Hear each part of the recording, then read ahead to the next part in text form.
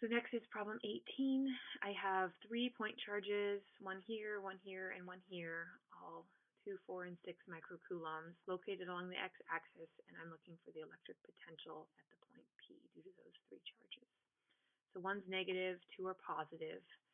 And if this was an electric field problem, then we'd need to figure out some directions of vectors and add things with trig and all of that. But this is not an electric field problem. I'm looking for the electric potential.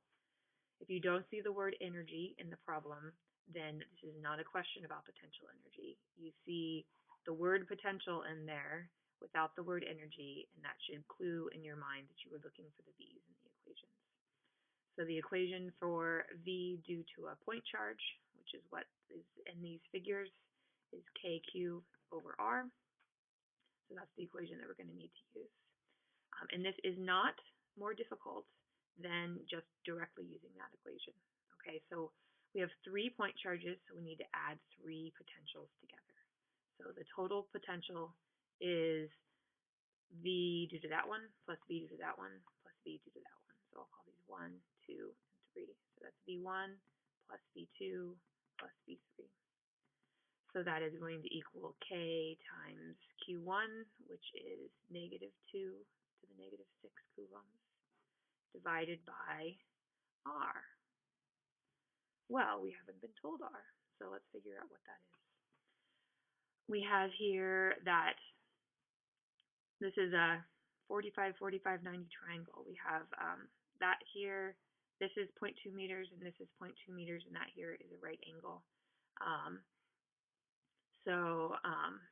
I just have remembered at some point in my life that the length of the hypotenuse of this triangle is going to be the length of one of the legs times the square root of 2. So I'm just going to write that 0.2 square root of 2 meters. You can obviously figure out in your calculator what that is. If you didn't remember that, that's fine too. The square root of 0.2 squared plus 0.2 squared also works. So you could do that as well. So I'll do 0.2 times the square root of 2 meters. All right, so if you've been watching, then you saw that up here we put a lot of effort into pointing out that we do not put the sign of the charge into this equation. Okay, we used our brains to figure out the directions of these vectors. We noticed that they should add, so we put a plus here, and we did not put a negative number when we were adding these things together.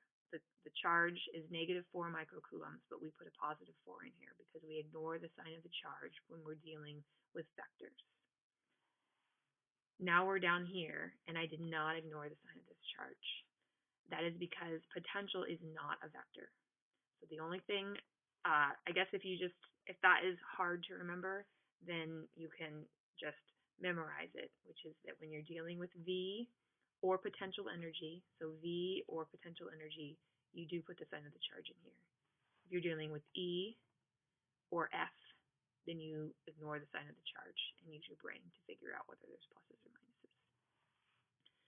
Okay, so I got my first one is that. My second one will be K times 4 microcoulombs, so that's 4 to the negative 6 coulombs divided by that distance, which is 0.2 meters. And my last one will be that distance there, which is again the 0.2 times the square root of 2.